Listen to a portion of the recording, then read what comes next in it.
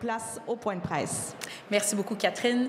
Donc nous sommes présentes aujourd'hui, toutes les quatre, pour vous parler de rémunération des stages dans le secteur public, particulièrement de la rémunération des stages des candidates à la maîtrise IPS, infirmière praticienne spécialisée. Je suis en compagnie d'Alice Tessier, infirmière clinicienne, Karianne Lavoie, infirmière clinicienne, Mélanie Laforêt, infirmière clinicienne, donc toutes les trois membres du comité des étudiantes IPS pour la rémunération des stages. Je vais déposer tantôt une pétition.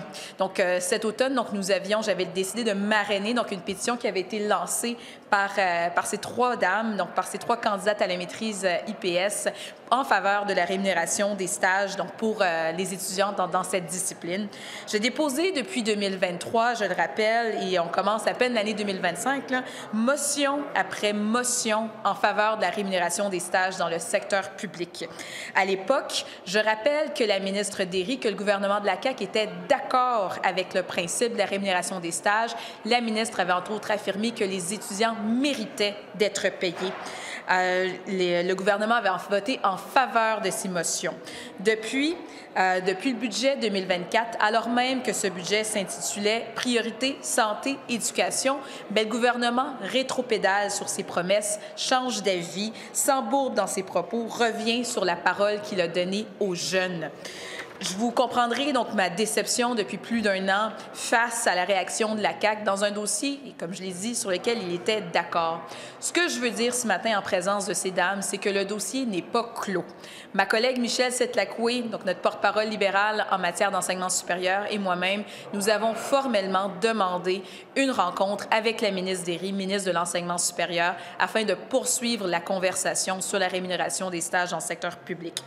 Je le rappelle, chaque année, des milliers d'étudiants doivent effectuer des stages obligatoires dans le secteur public pour compléter leur formation et pourtant une majorité d'entre eux reçoivent aucune rémunération malgré leur contribution essentielle à leur milieu de travail. Pendant ce temps-là, la précarité étudiante s'aggrave. Aujourd'hui, je suis avec ces candidates qui sont candidates à la maîtrise pour devenir infirmières praticiennes spécialisées, qui sont là pour rappeler cette réalité. Elles qui diagnostiquent et prescrivent des traitements pendant leur stage final ne sont toujours pas rémunérées.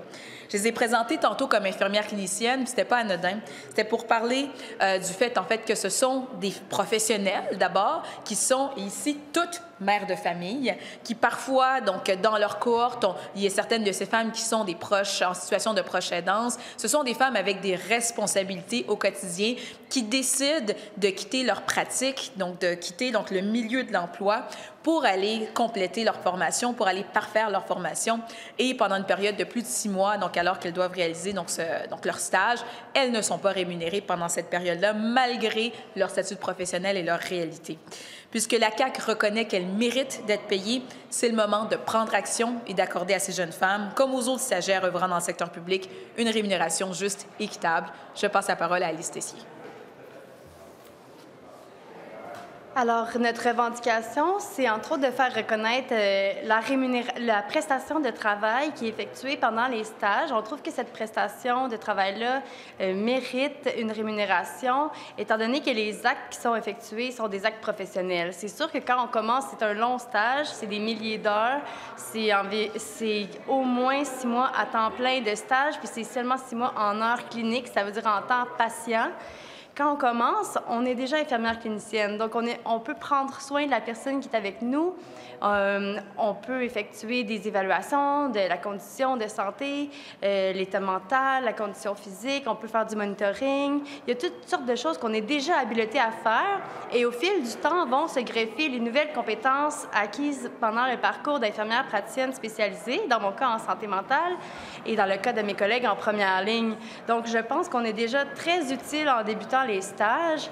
Et puis, notre but en commençant ce parcours-là, c'est vraiment de favoriser l'accès pour la population, l'accès à des soins publics, pour particulièrement la population vulnérable, avec une approche de sciences infirmières Et puis, on est reconnu comme une profession très compétente et déjà en commençant le stage, on a déjà notre permis de la RAMQ pour prescrire. On peut débuter certains actes et soulager la lourdeur du réseau. Évidemment, on n'a pas l'expertise de l'infirmière praticienne finissante, mais on est capable, avec le temps, de pouvoir voir des gens en parallèle de nos superviseurs. Donc, ce n'est pas un dédoublement de tâches. On a un début de pratique autonome et après ça, on se consulte avec notre superviseur et puis on n'a pas besoin d'être contresigné, pas besoin d'être supervisé. Donc, ce qu'on veut, c'est pas du soutien aux études, c'est une reconnaissance du travail qui est effectué lors des stages. Puis, on remarque chez des homologues qui sont assez proches de nous en termes de nombre d'années d'études, en termes d'actes effectués. Par exemple, certains résidents en médecine qui, eux, ont une reconnaissance de leur prestation de travail qui, dans certains cas, peut vraiment équivaloir à la nôtre. J'aimerais ajouter là, que nous, là, en tant qu'IPS, en fait, candidate à la maîtrise, et je parle au nom de tous mes collègues, c'est qu'on croit clairement là, que les IPS ont un rôle à jouer là, pour favoriser l'accès aux soins de santé là, à la population. Puis on y croit, puis on veut que nos collègues infirmières s'intéressent à la pratique infirmière avancée, puis on croit que la rémunération des stages va favoriser l'intérêt, puis encourager les infirmières à aller de l'avant pour aller pousser leur formation dans le but d'aider le réseau public là, à l'accessibilité aux soins de santé. Merci beaucoup. Alors, merci. C'est ce qui met fin au point de presse. Bonne journée. Merci.